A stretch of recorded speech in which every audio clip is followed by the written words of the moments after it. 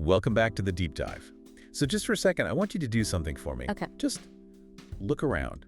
Wherever you are right now, maybe you're in your car, maybe you're walking the dog. Right, at the gym, on a commute. Exactly. And look at the phone in your hand. The shoes on your feet, that coffee cup in the holder, almost every single thing you see right now. Yeah. It got there because of one specific thing. It's the invisible engine of the world. It is. It is. And it's something we think about constantly. I mean, let's be honest. How much of your day is spent stressing over it? Yeah. Working for it? We hoard it. We Yeah. judge people based on how much they have or don't have. We lose sleep over it. But here is the paradox that really, it just stopped me in my tracks while I was reading through this stack of research today. What's that? Most of it doesn't actually exist. Not in a physical sense, no. It's a ghost. A number in a ledger. Right. If you zoom out and look at the global economy, the vast majority of this stuff we're all chasing, this thing that determines whether we eat or starve, whether we retire or work until we die. It's just magnetic patterns on a hard drive somewhere. It's numbers on a screen backed by absolutely nothing but, faith. Faith, that's the word. It's the ultimate collective fiction. And when I say fiction, I don't mean it's a lie. I mean it's a story we all agree to tell each other and to believe in. And that story, that shared belief, is what holds civilization together. We're talking, of course, about money. And I can hear what you, the listener, are thinking right now. You're thinking, okay, money. I know what money is. I tapped my card this morning to buy a bagel. It's finance, it's economics, it's boring. And that is the biggest misconception you could possibly have. If you think money is just math, you are missing the entire point. You're missing the best part of the story. Money is psychology. It's history. It's warfare. It's about power. Absolutely, because we have a stack of sources here today that, frankly, blew my mind. We're looking at everything from the ancient history of the Royal Mint and some incredibly weird rituals they still perform, to modern psychological studies on how having wealth literally rewires your brain. We've got stories about woodpecker scalps being used as currency. Prison cigarettes. And the chaotic, unbelievable history of American banking that sounds more like a Western shootout than a financial system. It was a free-for-all. So our mission today is pretty simple. We are going to deconstruct this thing you use every single day. We're going to take it apart to see how it works as a technology, how it acts like a drug on our brains, and how it builds or completely destroys entire nations. By the end of this deep dive, you are not going to look at that banking app on your phone in the same way. You might not trust it quite as much either. So let's dive in, and I want to start with the absolute basics, but not the boring basics. We need to define what we're even talking about, because money isn't just currency, right? There's a real difference between the concept of money and the dollar bill in my pocket. Oh, a huge difference. That's a critical distinction. Currency is just the token. Yeah. It's the physical paper, the coin, the shell. Money is the concept itself. It's the system. It's the system. And if we look at the classic definitions, the stuff you'll find from the IMF or the St. Louis Fed money isn't a thing, it's a function. To be called money, an object or an idea has to perform 3 specific magic tricks. Magic tricks. Okay, I like that framing. Yeah. What's trick number 1? The first job, and probably the most obvious one, is that it has to be a medium of exchange. This is the solution to what I call the chicken problem. A chicken problem. You know, the classic Econ 101 scenario. I have a chicken, but what I really want is a new pair of shoes. Ah, yes. The famous double coincidence of wants. In a world without money, this is a nightmare. It's the central problem that prevents complex economies from forming. Explain that. Okay, so imagine a world with no money. It's all barter. You're a chicken farmer, you need new boots, so you walk into the cobbler's shop with chicken under your arm. You offer him the chicken. So he's a vegetarian. Or he just got a chicken yesterday.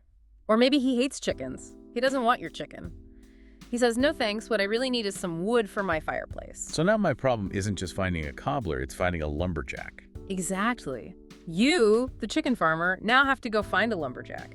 But not just any lumberjack. You have to find a lumberjack who is, at that exact moment, hungry for chicken. This sounds exhausting. It's unbelievably inefficient. If you find him, you trade your chicken for a pile of heavy wood, and then you have to haul that wood all the way back across town to the cobbler to finally get your shoes. You'd spend half your life just trying to line up trades. You can't run a society that way. You can't build a skyscraper if you have to pay the steel workers and chickens and the architects and wood. Money solves this. It's the universal adapter. The cobbler accepts your dollar, not because he wants the dollar itself, he can't eat it, he can't wear it, but because he knows with absolute certainty that he can then trade that dollar for wood or bread or a new hammer. It's a lubricant for trade. It greases the wheels of every interaction. Perfectly put. Okay, so that's job one, medium of exchange. What's the second magic trick? Job number 2 is to be a unit of account. This one feels a little more abstract to me. Think of it like a ruler. You can't build a house if you don't have a standard measurement for length, inches or meters. You can't have one person saying, this wall is 6 logs long, and another saying it's 10 forearms long. If every log and every forearm is a different size, it would be chaos. Right. In the same way, you can't build an economy if you don't have a standard measurement for value. Because without it, how do you even compare prices? How do you know what a fair deal is? You can't. Imagine working into a grocery store in that barter world. The apples are priced in, say, chickens. The milk is priced in hours of your labor. The bread is priced in seashells. You'd have a mental breakdown in the first aisle just trying to figure out what's a better deal. Is one chicken worth 3 gallons of milk? Who knows? It's impossible. Right. Money gives us a common language of value. This car is worth 20,000 units. This apple is worth 1 unit. Now you can compare them. It allows for accounting. You can have a spreadsheet. You can track profits and losses. You can write a contract. You can know if you're winning or losing. It makes economic calculation possible. Okay, so medium of exchange, unit of account. What's the third and final job?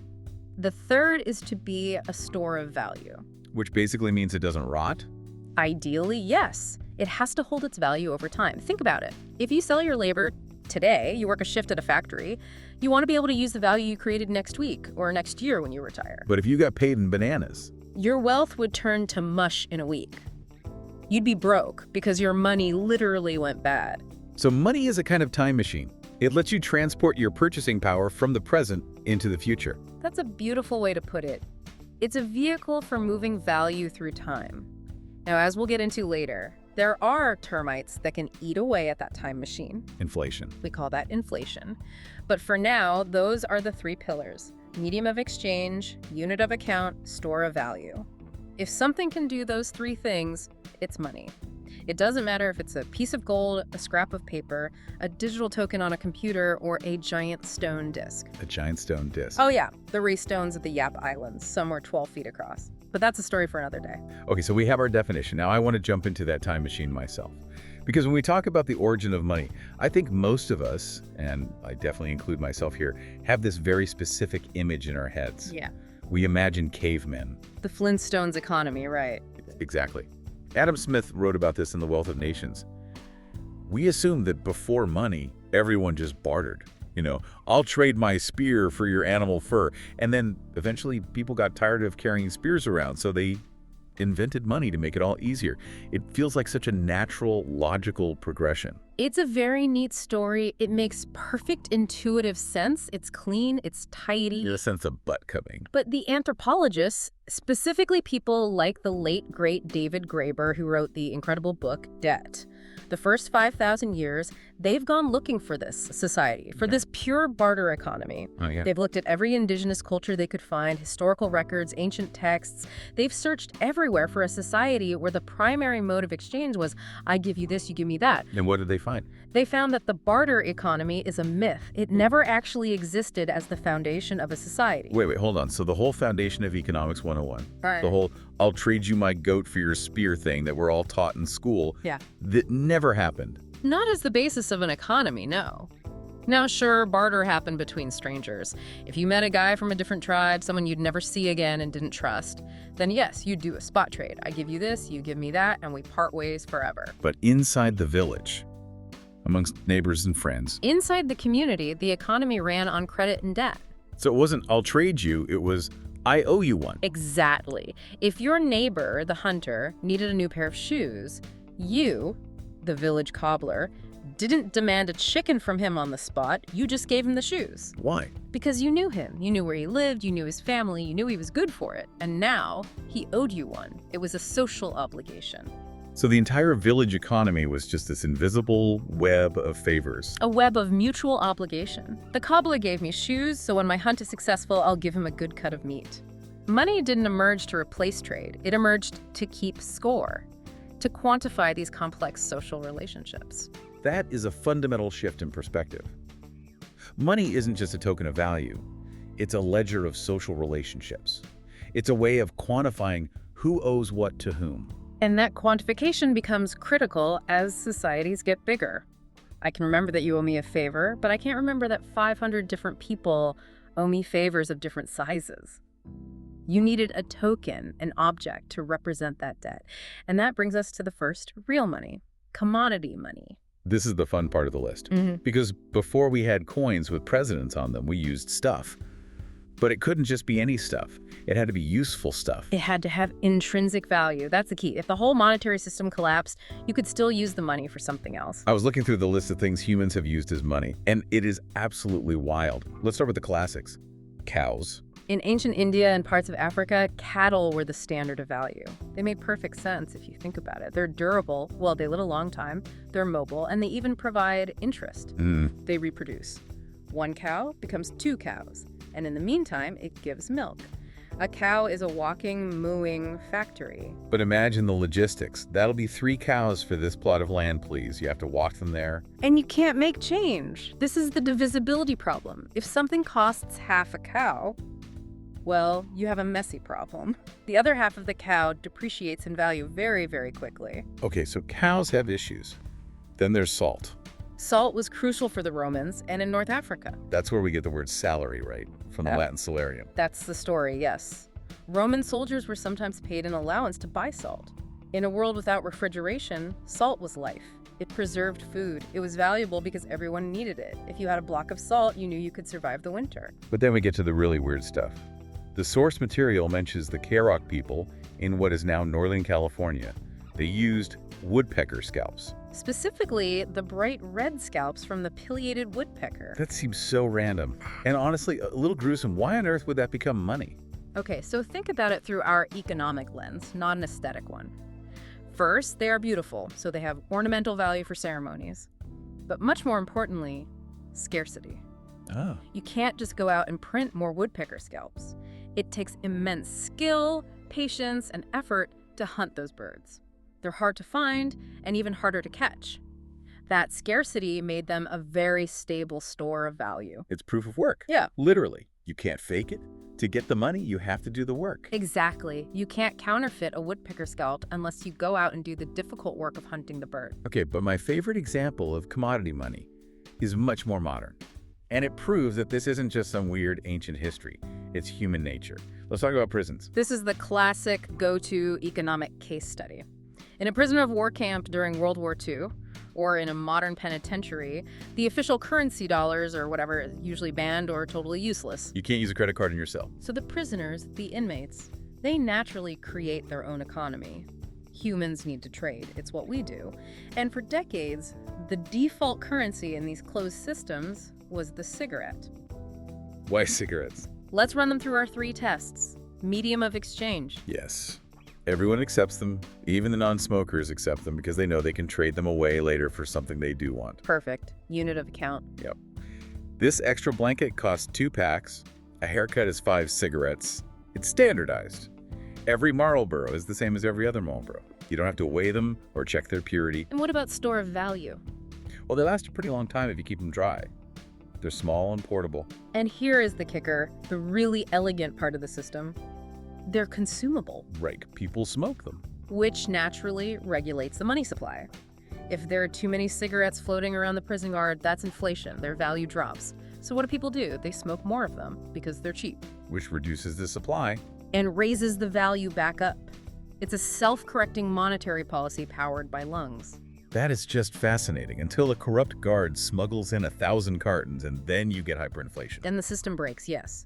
But it shows that money is a natural phenomenon. Wherever you put humans, an economy will emerge and money will be invented to run it. Okay, so we've got cows, salt, and smokes.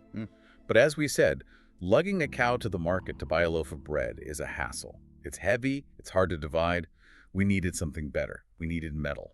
Metal changed the world. Gold, silver, copper. They're durable, they last forever, they're portable, and most importantly, they're perfectly divisible.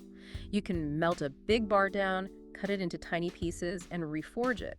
It doesn't die, it doesn't rot. But there's a problem with just raw lumps of metal, right?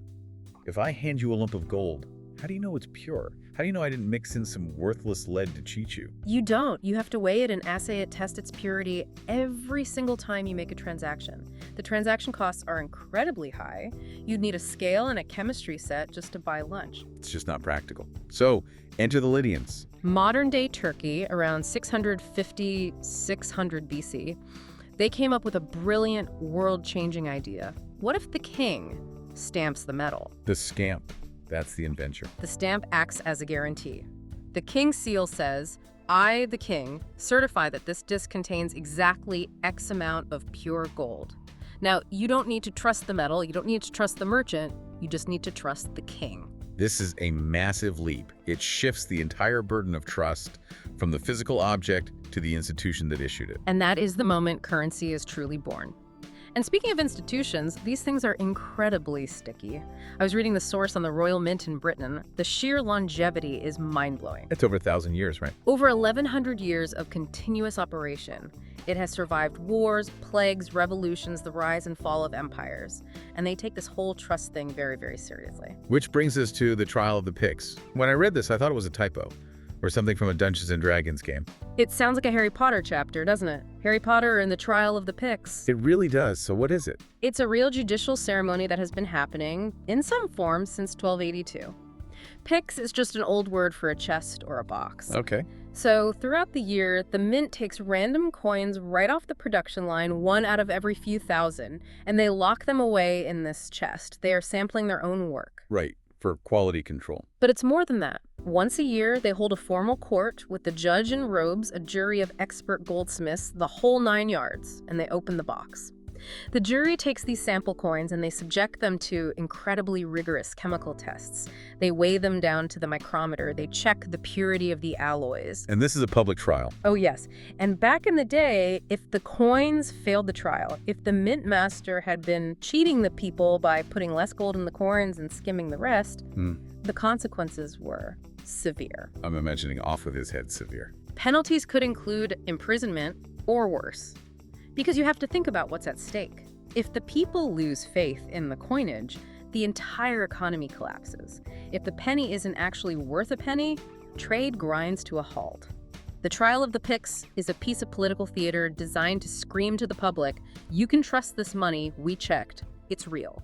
It's amazing that they still do it today. Yeah. Even though our coins are just made of, nickel and copper and aren't intrinsically worth anything, the ritual of accountability remains. It's theater, but it's very important theater. So we have coins, they're great. They clink, they shine, they feel like money should feel. But if you're a wealthy merchant, carrying 1,000 gold coins is a nightmare. It's so heavy, it's loud, and it's a giant flashing invitation to get robbed. If you're traveling the Silk Road from Venice to China, you don't want a wagon full of gold following you around. So we need another upgrade, we need paper. And ironically, the Europeans, who often think they invented everything, were very late to this party. Centuries late. The real innovation happened in China. Marco Polo goes there in the 13th century.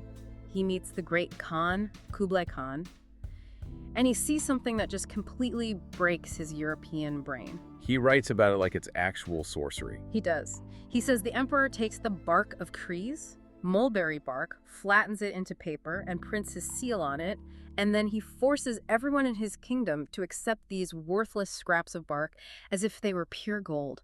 Polo just couldn't wrap his head around it. To him, value was in the metal. The idea that value could be in the authority of the issuer was totally alien. The Chinese called it flying cash because it was so light it could literally blow away in the wind.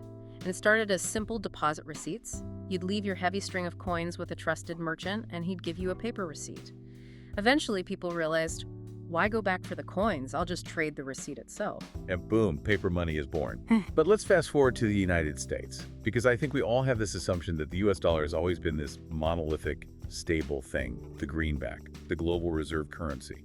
And the reality is, for most of American history, the banking and currency system was an absolute circus. The Wild West. Literally. Before the Civil War, the US federal government did not issue paper money. They minted coins, sure, but if you wanted a paper bill, you had to get it from a private bank. So wait, if I started the first bank of the deep dive, I could just print my own cash? If you got a charter from your state, yes, You could print deep dive dollars. You could put your own face on them if you wanted to. That sounds like a recipe for total disaster. It was chaos. The source material says that at one point there were approximately 8,000 different entities issuing their own currency notes in America. 8,000. I can't even imagine trying to buy a coffee.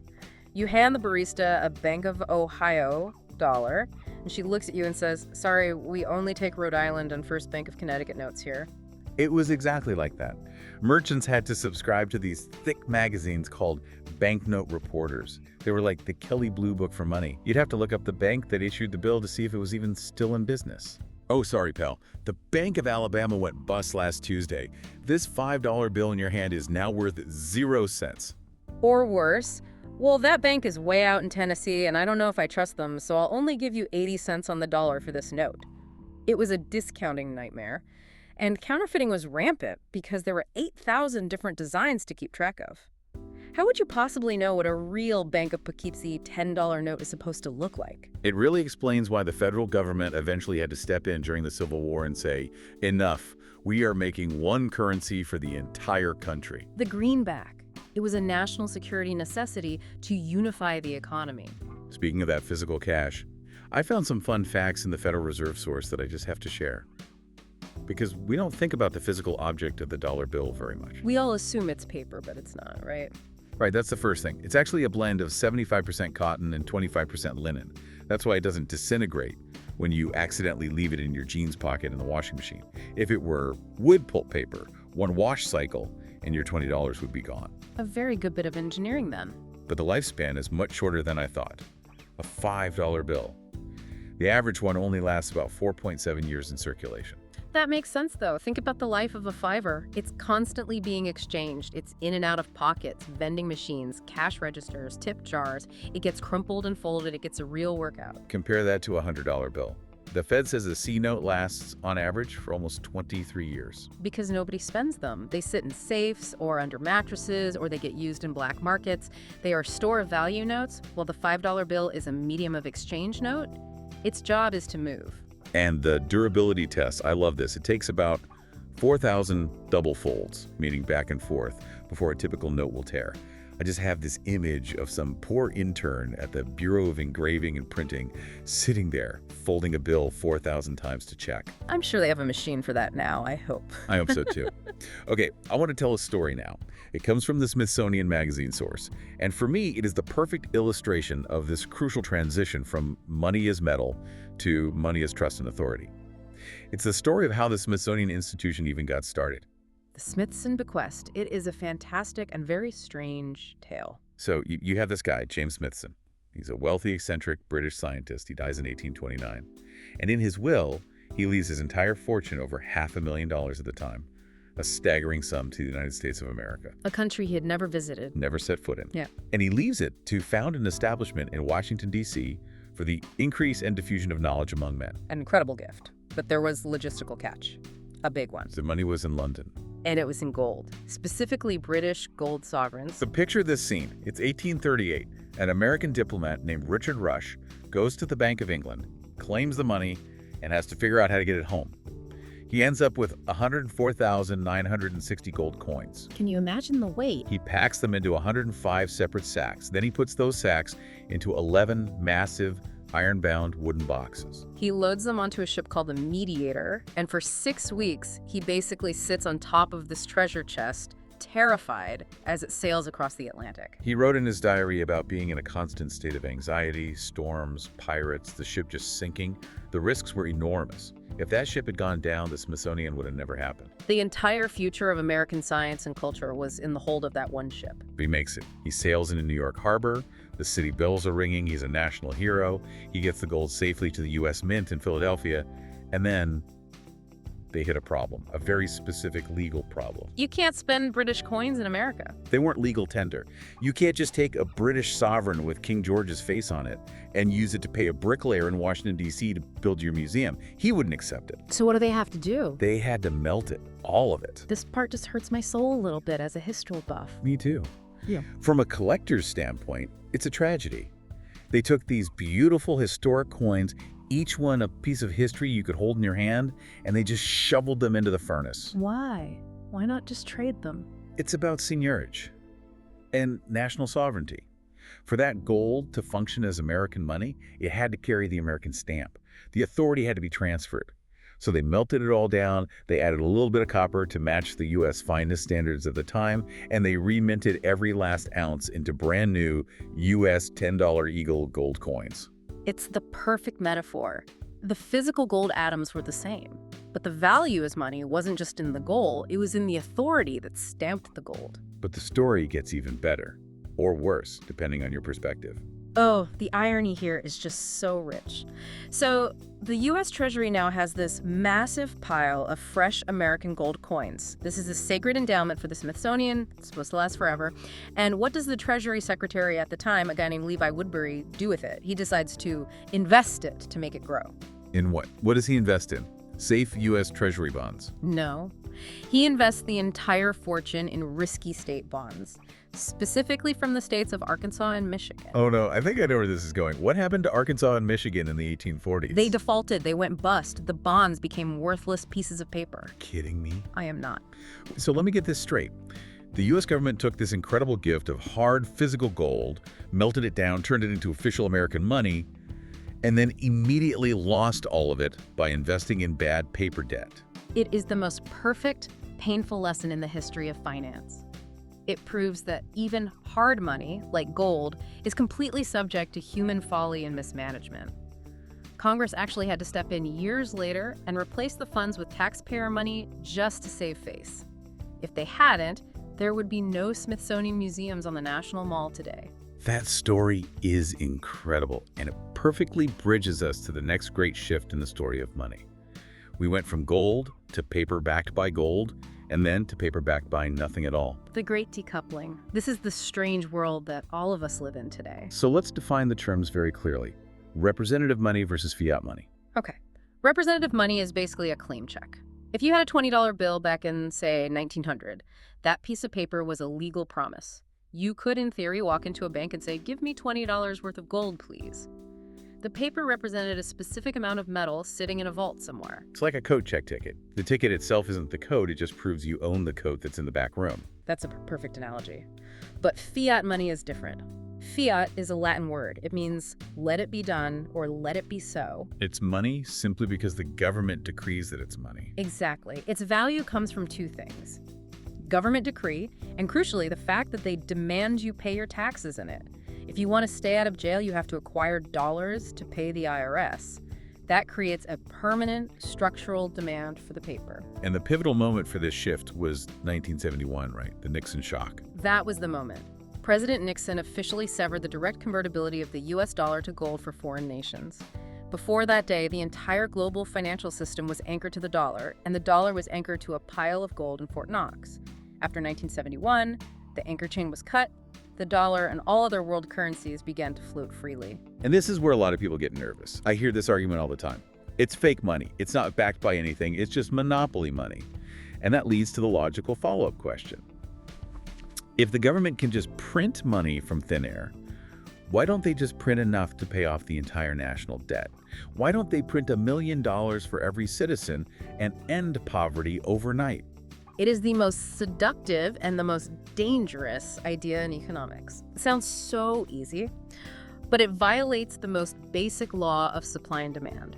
Money is a good in itself, just like corn or oil or cars, and if you have a relatively stable amount of goods and services in your economy, houses, cars, loaves of bread, and you suddenly double the amount of money chasing those goods. You have more dollars chasing the same amount of stuff. Exactly. So the value of each individual dollar has to drop. The price of everything goes up. That is inflation. And if you do it too quickly, if you print money without any restraint at all, you get the economic cancer known as hyperinflation. And for that, we have to talk about Zimbabwe. It is the ultimate modern cautionary tale. In the 2000s, the government of Zimbabwe started printing money at an incredible rate to pay its debts and its soldiers. They weren't producing more goods or services, they were just running the printing presses 24/7. And it just spiraled completely out of control. It was exponential. At its peak, prices were doubling every 24 hours. You'd go into a restaurant, and the price of your meal would go up between the time you ordered and the time the bill came. I've seen the pictures of this. Yeah. People pushing wheelbarrows piled high with worthless cash just to buy a single loaf of bread. They started printing bills with these absurd denominations. The source material mentions the famous $100 trillion banknote, one note, for $100 trillion. And it was worth less than the bus fare to get home. The tragic irony was that the fancy paper the note was printed on was actually worth more as a physical object than the face value of the currency. It was literally cheaper to use the money as toilet paper than to buy toilet paper with it. So eventually the whole system just broke. A total collapse of belief. They had to officially abandon their own currency. The country started using foreign currencies like the US dollar and the South African rand just to function. We call that process dollarization. It really proves the faith point we started with. Money is a collective delusion. It only works because we all agree it works. The moment that belief shatters, as it did in Zimbabwe or in Weimar Germany, the paper reverts to just being paper with pretty ink on it. It is a stark reminder that money requires trust and the stewardship of that trust to survive. So money is fragile, but it's also incredibly powerful, and not just in the economy. It's powerful inside our own heads.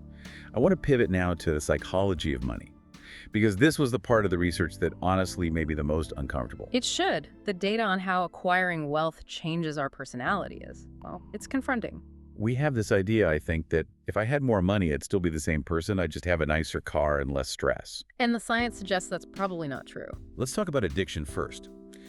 The source talks about something called a process addiction. Right. We usually think of addiction in terms of substances, drugs, alcohol, nicotine.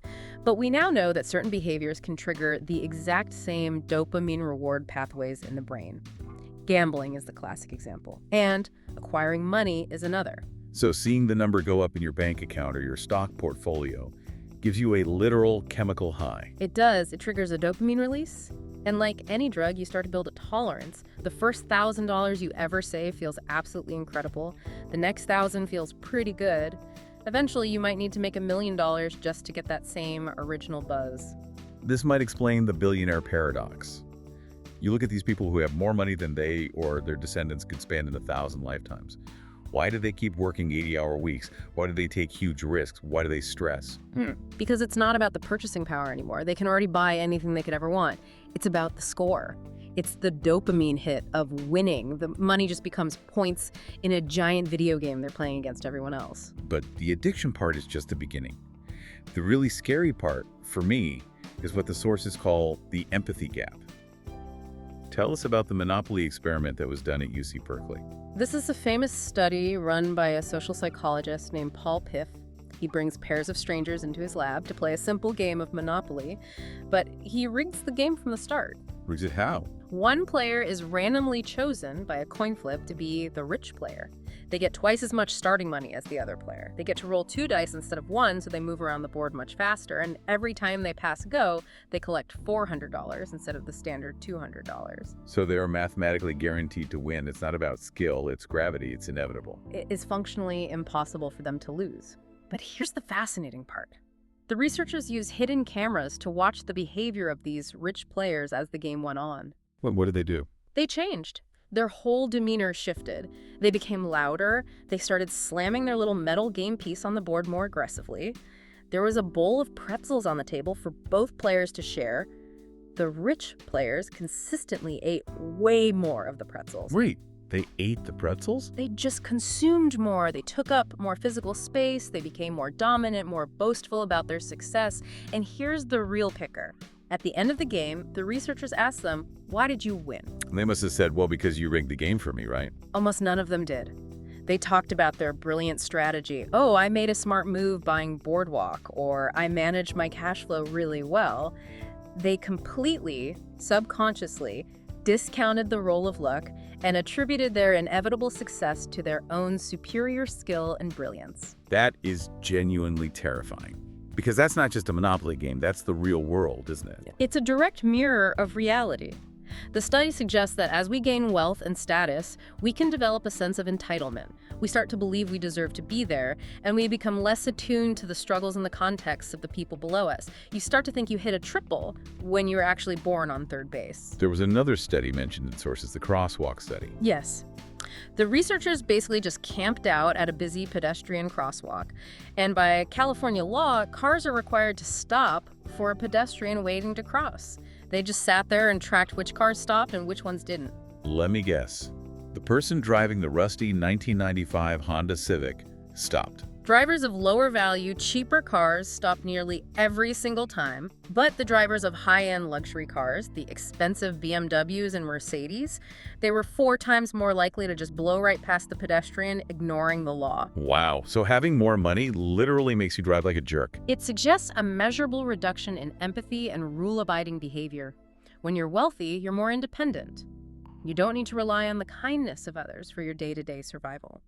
So your brain might stop practicing those social connection and empathy skills that lower-income people have to develop as a crucial survival mechanism. So money can make you mean, but the big question everyone always asks, does it make you happy?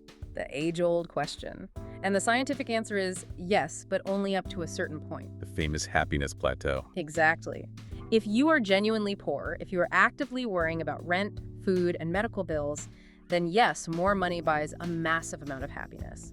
Because what it's really buying is the absence of acute stress.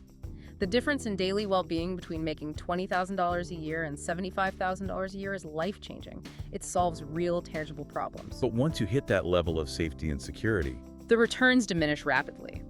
The data shows that the emotional difference between making, say, $100,000 a year and $1 million a year is surprisingly small.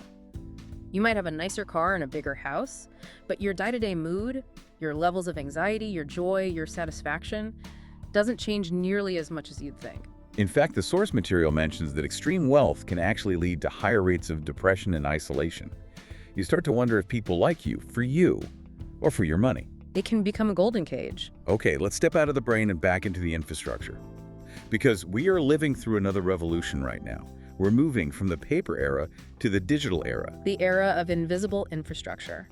There was a great point in that Eon essay about how we think about digital money. We tend to have this built-in assumption that digital is always better because it's faster, it's frictionless. We love the word frictionless. Tap to pay, Face ID, one-click checkout. But the essay argues that sometimes we actually want friction in our financial lives. No. We introduce it on purpose. Think about giving gifts. If it's your birthday, and I just Venmo you $50 with the caption HBD, how does that feel? It feels transactional, it's cold, it feels like you're paying me for the service of having been born. Exactly. But if I go to a store, pick out a specific card that I think you'll like, take the time to write a thoughtful note inside it, and put a crisp $50 bill in there. That feels like a real gift. It feels personal and warm. Even though the economic value is identical, we deliberately add the friction, the physical card, the cash, the handwriting to signal emotional investment. We're constantly navigating this tension between money as pure utility, which should be fast, and money as meaning, which often needs to be slow. But while we're still clinging to our birthday cards, the rebels and the visionaries are out there building a whole new system from the ground up.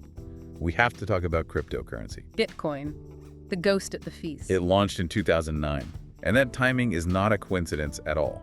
Not at all. It was a direct, explicit response to the 2008 global financial crisis. The entire global banking system had just melted down. Governments had to bail out the very banks that caused the problem. People were furious. They lost all trust in the institutions. And into that void, Satoshi Nakamoto, whoever he, she, or they are, published the Bitcoin white paper. And the core innovation, the central idea, was trustlessness. That's the word. That's the whole ballgame. Every single form of money we've discussed so far relies on a central authority. You have to trust the king not to debase the coins. You have to trust the bank to hold your deposits. You have to trust the government not to print the currency into oblivion. Bitcoin's proposal was radical. Trust no one. Trust the math. Exactly. It uses a decentralized public ledger, the blockchain, to verify every transaction. It solves the double spend problem without a middleman. If I email you a digital photo, I still have a copy of the photo. I can send it to 1 million people. But money can't work like that. If I send you a digital coin, I can't be allowed to still have it in my wallet to spend again. The blockchain uses thousands of computers all over the world to agree on the state of the ledger and prevent that kind of duplication, all without needing a bank in the middle to act as the referee. It's a brilliant piece of computer science, but it's really struggling to fit into our classic definitions. Is it actually money? Well, let's go back to our 3 pillars. Medium of exchange. Sort of, but it's still slow and the transaction fees can be high. You can't easily buy a cup of coffee with it in most places. Unit of account, definitely not. Nobody prices their goods and services in Bitcoin because the price swings around so violently. And store of value. Maybe. That's the big debate. Is it digital gold, a hedge against the fiat system? It's a new beast. It's still trying to figure out what it wants to be. It's a philosophical statement as much as it is a currency. But while the West has been obsessing over Bitcoin as this speculative investment asset, the developing world has been quietly undergoing a financial revolution that I think is even more profound. Let's talk about M-Pesa. This is one of my absolute favorite economic stories of the 21st century. It's happening in Kenya. And this is a perfect example of what they call leapfrogging, right? Yes. In the US and Europe, we followed a very linear technological path. Cash, then checks, then credit cards, then smartphone apps. In many parts of Africa, like Kenya, vast parts of the population were unbanked. There were no bank branches or ATMs in their villages, but they had cell phones, even the old simple flip phones. So what happened? People spontaneously started trading their prepaid mobile airtime minutes. I'll text you 50 minutes of airtime if you give me that bunch of bananas. The airtime itself became the currency. It was digital, easily transferable, and verifiable. That is absolutely genius. The local telecom provider, Safaricom, saw this organic behavior and decided to formalize it. They launched a system called M-Pesa, M for mobile. Pesa is Swahili for money. It allows you to send and receive money via a simple SMS text message. So your phone number became your bank account number. And the local corner shopkeeper with a phone became the ATM. You give the shopkeeper cash, and he texts you the equivalent amount in digital credits. It completely bypassed the need for a traditional banking system. It unlocked the modern economy for millions of people. It just shows that money is like water. It will always find the path of least resistance to flow. That brings us perfectly to the biggest question of all, the final, macro view. Why are some countries rich and others poor? We've talked about money as a tool, but why does that tool build skyscrapers in one place and mud huts in another? This is the trillion-dollar question. This is Adam Smith's question, the wealth of nations. I think the common intuitive assumption is it's about stuff. It's about natural resources. If your country has oil or gold or diamonds or good farmland, you're going to be rich. But when you actually look at the data, that explanation doesn't hold up at all. Look at Japan. It's basically a volcanic rock in the ocean with almost no natural resources, yet it's one of the wealthiest nations on Earth. And then look at Nigeria or Venezuela. They're sitting on oceans of oil. Or the Congo with unbelievable mineral wealth, yet they consistently struggle with poverty and instability. So the economists at the St. Louis Fed and many, many others who've studied this point to something else entirely. It's not about what resources you have buried in the ground. It's about the rules of the game you play above the ground. It's all about your institutions. They list 3 specific institutional pillars. Let's break them down. Pillar number 1, property rights. This sounds kind of boring and legalistic, but it's absolutely crucial. Can I keep what I earn? That's the entire question. If you build a factory or invent a new gadget or save up to buy a farm, is the government or a local warlord going to come and seize it from you next week? If the answer to that question is maybe, you are not going to invest. You're not going to build. You're going to hide your money under the mattress, or, more likely, move it to a Swiss bank account. So without strong, reliable property rights, long-term investment and innovation just stop dead. Pillar number 2, free and open markets. Basically, can I trade easily? Can you easily buy from and sell to the rest of the world? Or are there massive tariffs and regulations that make it impossible? Does the government try to set the price of bread? Markets allow for specialization and the division of labor. If I'm good at making shoes and you're good at growing corn, we should be allowed to trade. If the government stops us, we both end up poorer, wearing bad shoes and eating less corn. And pillar number 3, maybe the most important, rule of law. Is the referee in the game fair? If I sign a contract with you and you cheat me, can I go to a court and get a fair hearing and expect the contract to be enforced? Or does the outcome depend on which one of us has the cousin who's a judge? Without the rule of law, you can't have complex, long-term cooperation. You can't have mortgages. You can't have stock markets. Every business deal has to be small and local because you simply can't trust strangers. And it's these institutions, property rights, free markets, rule of law, that drive what economists call productivity. Right. And this is key. Wealth isn't money. We can print money, but we can't print wealth. Wealth is the actual ability to produce goods and services efficiently. The shoe factory analogy is the best way to visualize this. Walk us through that. Okay, imagine two shoe factories, Factory A and Factory B. Both have exactly 100 workers. Okay, same number of people. In Factory A, the workers are using hand tools. They have very little education. The lights flicker on and off all day because the power grid is unreliable. The roads outside are full of potholes, so getting supplies in and shoes out is difficult. They aren't going to make very many shoes per day? Now look across the border at Factory B. Same 100 workers, but they have advanced automated machinery, that's physical capital. They all have engineering degrees, that's human capital. The lights always stay on, and the court system protects their patents, so they're not afraid to invent new, more efficient shoemaking techniques. Factory B is going to produce 100 times more shoes with the same number of people. That difference is total factor productivity, and that is why nations are rich. Rich nations are rich because their institutions, their rules of the game, allow them to be incredibly productive. Poor nations stay poor because bad institutions, corruption, weak property rights, closed markets act as a permanent brake on human potential. So the money is just the scorecard. The real game is the quality of the institutions. Precisely. You can airdrop $1 billion in cash into a country with bad institutions, and a year later, all you'll have is hyperinflation and a few richer, corrupt officials.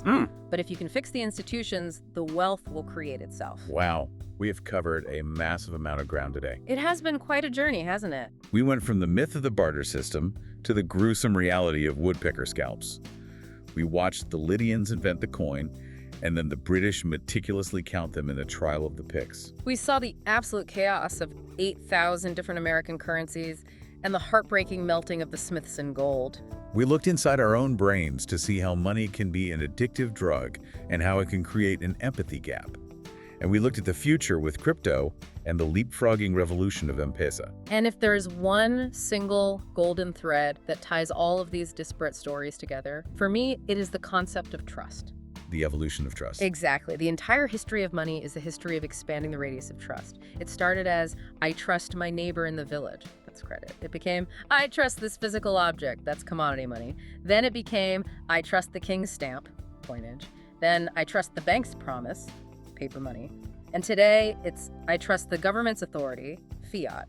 And the next step might be, I trust the code. It's all about finding new technologies to allow ever larger groups of complete strangers to cooperate. Money allows millions of people who will never meet to work together to build a jetliner or a hospital. It is an absolute miracle of social coordination. But it's a double-edged sword, as we saw. It coordinates us, but it also separates us. It builds skyscrapers, but it can erode our empathy for the people on the ground floor. It is a tool, a profoundly powerful human tool. And like any tool, it can be used for good or for ill. So as we wrap up, I want to leave you, our listener, with a final provocative thought, something to chew on. We are, without a doubt, moving rapidly toward a cashless society. Sweden is almost there. China is moving incredibly fast with its digital yuan. Physical cash is becoming an endangered species. And as that happens, money is becoming purely data. Now think about the one crucial thing that physical cash offers that digital money does not. Anonymity. Privacy. If I give you a $20 bill for a used book, or for mowing my lawn, or even a donation to a controversial political cause, nobody knows but us. It is a private, peer-to-peer interaction between two free citizens. But if every single transaction is digital, every transaction becomes a permanent line of code in a database owned by a bank, a credit card company, or a government. They know what you buy, when you buy it, where you are when you buy it, and who you associate with. It has the potential to be the ultimate surveillance tool. So my question is this. If money has always been a social contract, are we realizing that by abandoning cash for the sake of convenience, we're fundamentally rewriting that contract without a public debate? Are we trading a piece of our privacy and autonomy for the simple ease of a tap to pay? That is the question of the next decade. If money is a form of power, who do we want to hold that power when the money is no longer in our hands, but is just data on a server? Something to think about the next time you tap your phone to buy that latte. Are you just paying $5 or are you casting a vote for a very new kind of world? A deep thought to end on. Thanks for taking the deep dive with us. We'll see you next time.